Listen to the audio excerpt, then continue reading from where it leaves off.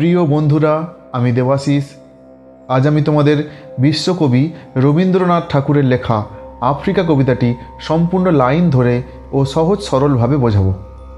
চিত্রের মাধ্যমে এক অভিনব পদ্ধতিতে তোমাদের আমি এটা বোঝাবার চেষ্টা করব।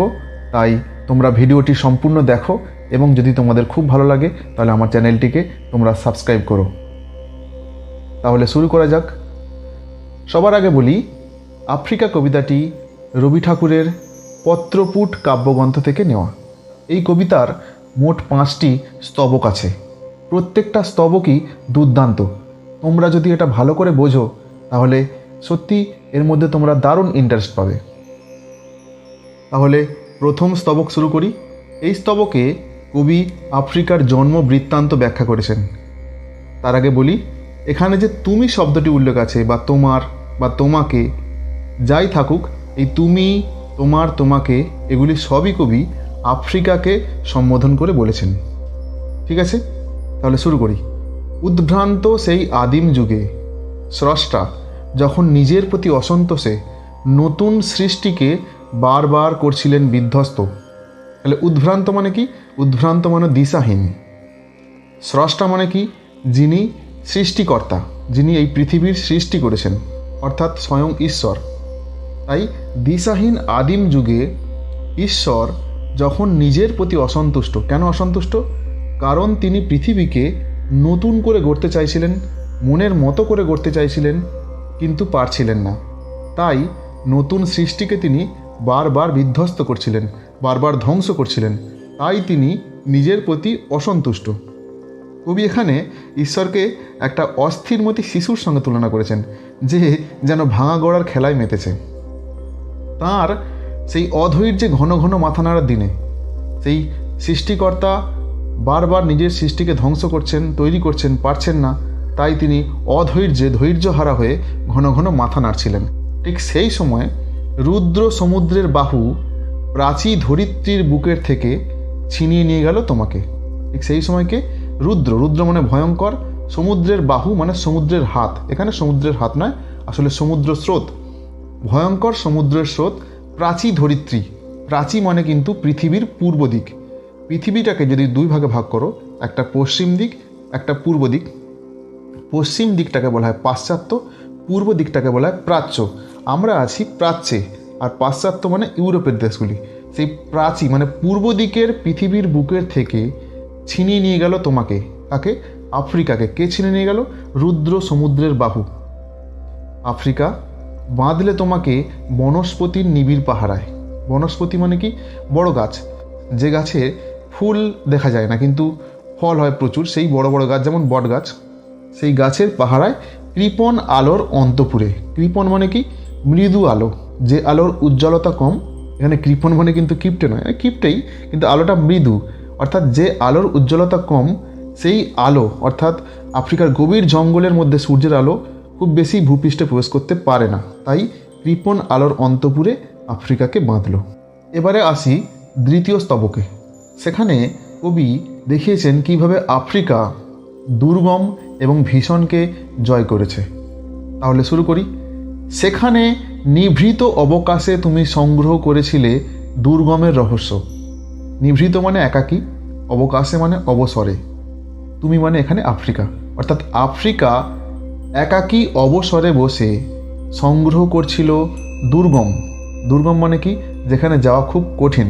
আসলে আফ্রিকার অরণ্য পথ খুবই দুর্গম। সেই দুর্গমের রহস্য সংগ্রহ করছিল আফ্রিকা। চিনছিলে জল, স্থল, আকাশের দুর্বোধ সংকেত। সেখানে কোথায় জল, কোথায় স্থল, কোথায় আকাশ, তার দুর্বোধ, যা সহজে বোধগম্য নয়, যা বোঝা খুব কঠিন, তার সংকেত বোঝার চেষ্টা করছে কে? আফ্রিকা। প্রকৃতির দৃষ্টি অতীত জাদুমন্ত্র জাগাচ্ছিল তোমার চেতনাতীত মনে। এখানে দৃষ্টি অতীত মানে যা দেখা যায় না, যা দৃষ্টির বাইরে, সেটাই দৃষ্টি অতীত। তোমরা যদি ধরো তোমাদের পঞ্চ ইন্দ্রিয় আছে, তার বাইরে যদি কোনো কিছু ঘটে, সেটাই তোমাদের মনে কি? তোমরা তখন সেটাকে জাদু বিশ্বাস বলে মনে করো। তেমনই আফ্রিকার যে দুর্গম, সেই রহস্য আফ্রিকার পক্ষে বোঝা সম্ভব হচ্ছিল না। তাই তার মনে কি জাগাচ্ছে? জাদু মন্ত্র জাগাচ্ছে। তোমার চেতনাতীত মনে, চেতনাতীত মানে তোমার চেতনার বাইরে, সেই মনে জাদু মন্ত্র জাগাচ্ছে। বিদ্রূপ করছিলে ভীষণকে বিরূপের ছদ্মবেশে। তুমি ভীষণ যে দুর্গমের যে ভয়ঙ্করতা, সেই ভয়ঙ্করকে তুমি বিদ্রূপ করছিলে, কটাক্ষ করছিলে। কিভাবে? বিরূপ, কুরূপের ছদ্মবেশে। তুমি নিজেকে কুরূপ সাজিয়ে বিরূপের ছদ্মবেশে ভীষণকে তুমি কটাক্ষ করছো।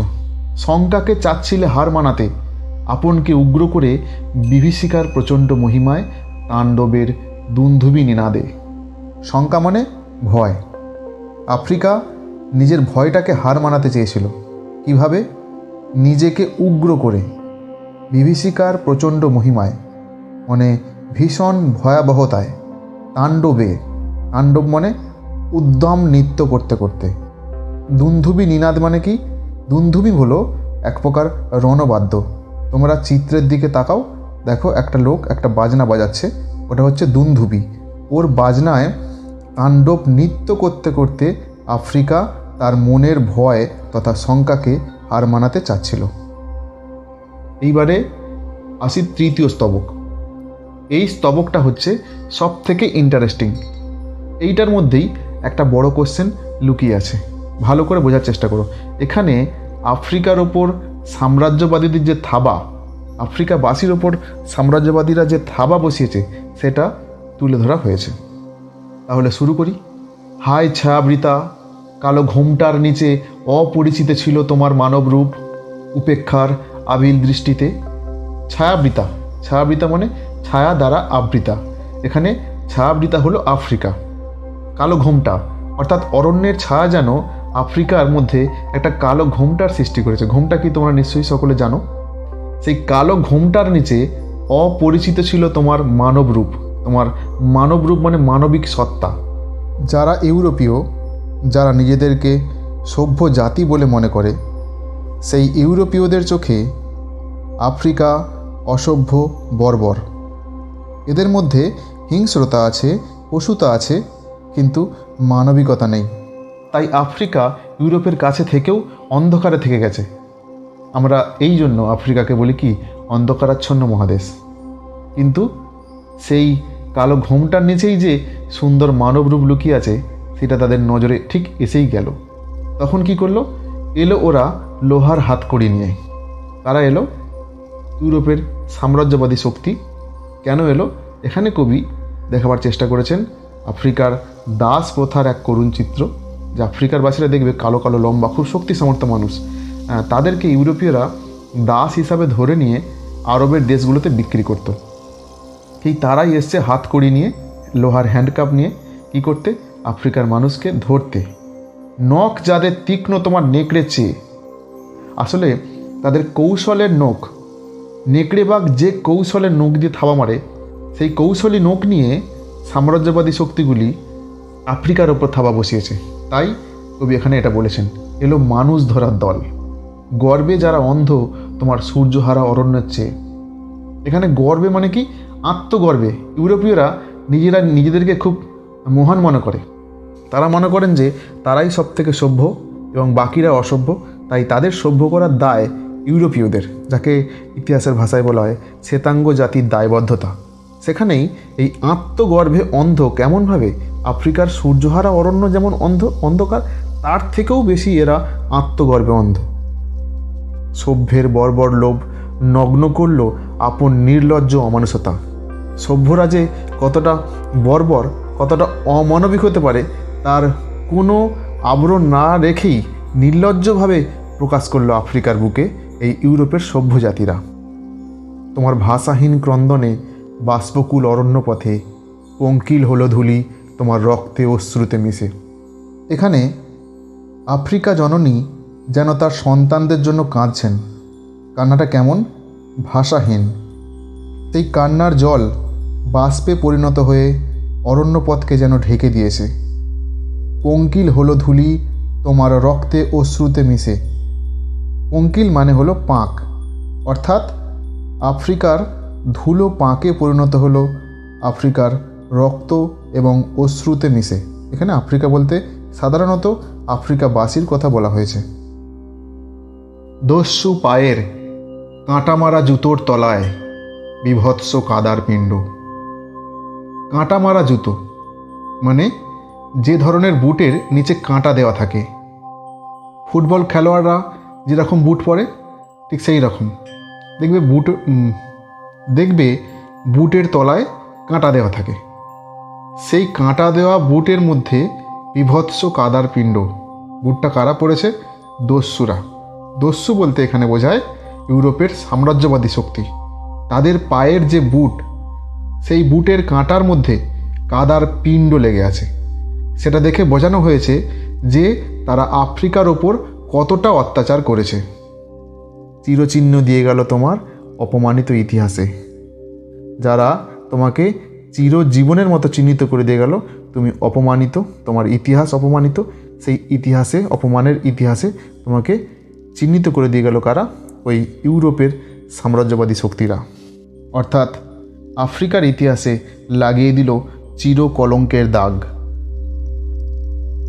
এবারে আসি 4 নম্বর স্তবকে, যেখানে কবি দেখিয়েছেন যে ইউরোপীয়রা আফ্রিকাকে পদলেহন করেছে তাদের পাড়ায় কি ঘটছে সেটা দেখানোর চেষ্টা করেছেন। সমুদ্র পাড়ে সেই মুহূর্তে তাদের পাড়ায় পাড়ায় মন্দিরে বাজছিল পূজার ঘণ্টা। সমুদ্রের এপারে প্রাচ্য, ওপারে পাশ্চাত্য। সেই পাশ্চাত্যের দেশগুলোর মন্দিরে বাজছিল পূজার ঘণ্টা সকাল সন্ধ্যায় দয়াময় দেবতার নামে। সকাল সন্ধ্যায় মন্দিরে পূজার ঘণ্টা বাজছে দয়াময় দেবতার নামে। শিশুরা খেলছিল মায়ের কোলে, সেখানে সবই শান্তি, তাই শিশুরা শান্তিতে মায়ের কোলে খেলতে পারছিল। কিন্তু তোমরা যদি আফ্রিকায় যাও, সেখানে হয়তো দেখতে পাবে যে মৃত মায়ের কোলের সামনে বসে কোনো শিশু কাঁদছে। ঠিক তার বিপরীতটা কবি দেখিয়েছেন এই পাশ্চাত্যের দেশগুলিতে। কবির সঙ্গীতে বেজে উঠেছিল সুন্দরের আরাধনা। সেখানে কবিদের সঙ্গীতে সুন্দরের আরাধনা, সমস্ত কিছু সুন্দর, তার আরাধনা বেজে উঠছে। কবির মতে এটা একটা বৈপারিত্য। ভালো করে দেখো, সেদিকে দুঃখ, এদিকে আনন্দ, সেদিকে অসুন্দর, এদিকে সুন্দর। এই যে বৈপারিত্য, এটা সম্পূর্ণ অমানবিক। এবারে পঞ্চম তথা শেষ স্তবক। এই শেষ স্তবকে কবি আফ্রিকার কাছে বিধাতাকে ক্ষমা চাইতে বলেছেন।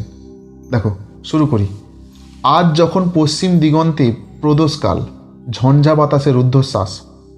তাহলে পশ্চিম দিগন্তে মানে পাশ্চাত্যের দেশগুলিতেও কিন্তু প্রদোষকাল মানে সন্ধ্যাকাল, মানে পশ্চিমের যে ভোগবাদী দেশগুলির মধ্যে যে প্রতিযোগিতা শুরু হয়েছে, সে তার ফলেই অশান্তির একটা ঝোড়ো হাওয়া বইতে শুরু করে দিয়েছে। যখন গুপ্ত গহ্বর থেকে পশুরা বেরিয়ে এলো, অশুভ ধ্বনিতে ঘোষণা করলো দিনের অন্তিমকাল।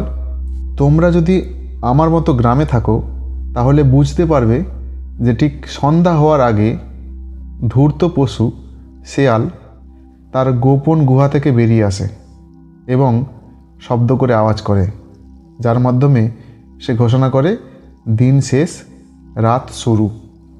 এখানে কবি পশু বলতে কিন্তু সেই শিয়ালকে বোঝাননি, সেই শিয়ালের মতো ধূর্ত সাম্রাজ্যবাদী শক্তিকে বুঝিয়েছেন, যারা অশুভ ধ্বনিতে ঘোষণা করেছিল দিনের অন্তিমকাল। এসো যুগান্তরের কবি, আসন্ন সন্ধ্যার শেষ রশ্মিপাতে দাঁড়াও ওই মানহারা মানবীর দ্বারে। যুগান্তরের কবি বলতে বোঝায় যিনি যুগের অন্তর অর্থাৎ যুগের পরিবর্তন করতে পারেন। এখানে যুগান্তরের কবি হলেন স্বয়ং সৃষ্টিকর্তা। সেই সৃষ্টিকর্তাকে কবি বলছেন দাঁড়াও ওই মানহারা মানবীর দ্বারে, অর্থাৎ মানহারা মানবী আফ্রিকার দ্বারে গিয়ে দাঁড়াও, বলো ক্ষমা করো। সৃষ্টিকর্তাকে কবি ক্ষমা প্রার্থনা করতে বলেছেন, কারণ তিনি সৃষ্টিকর্তা। তিনি গোটা পৃথিবীর সঙ্গে আফ্রিকাকেও সৃষ্টি করেছেন, কিন্তু আফ্রিকার মর্যাদা তিনি রক্ষা করতে পারেননি। তাই কবি সৃষ্টিকর্তাকেই আফ্রিকার কাছে গিয়ে ক্ষমা চাইতে বলেছেন। হিংস্র প্রলাপের মধ্যে সেই হোক তোমার সভ্যতার শেষ পুণ্যবাণী। সেটিই হবে সভ্য পৃথিবীর, দম্ভভরা অমানবিক পৃথিবীর পক্ষ থেকে বঞ্চিত অত্যাচারিত আফ্রিকার উদ্দেশ্যে শেষ পুণ্যবাণী, অর্থাৎ শেষ সুসমাচার। এই কবিতা থেকে তোমরা যদি 3টে টপিক ধরে 3টে 5 নম্বর তৈরি করে নিতে পারো, তাহলে তোমরা এখান থেকে একটা পেতেই পারো। একটা হচ্ছে হায় ছায়াবৃতা। ছায়াবৃতাকে তার জন্মর ইতিহাস বর্ণনা দাও। এটা একটা প্রশ্ন। 2 নম্বর প্রশ্ন, এলো মানুষ ধরার দল। কারা এলো, তারা কিভাবে আফ্রিকাকে অপমানিত ইতিহাসের নাম লিখিয়ে দিয়ে গেল তার বিবরণ দাও। আর শেষ প্রশ্ন, দাঁড়াও ওই মানহারা মানবীর দ্বারে, বলো ক্ষমা করো। কাকে দাঁড়াতে বলা হয়েছে? মানহারা মানবীকে ক্ষমা করা ওই উক্তিটির মধ্যে কোন তাৎপর্য লুকিয়ে আছে? এই 3টে 5 নম্বর তোমরা খুব শীঘ্রই তৈরি করে নাও। যদি না তৈরি থাকে, তোমাদের গৃহশিক্ষক বা স্কুলের শিক্ষক মহাশয়ের কাছ থেকে গিয়ে তোমরা এটা তৈরি করে নাও। আশা করি তোমরা খুব ভালো করে এটা বুঝতে পেরেছো। তোমাদের পরীক্ষা খুব ভালো হোক। সবাই ভালো থেকো, সুস্থ থেকো। ধন্যবাদ।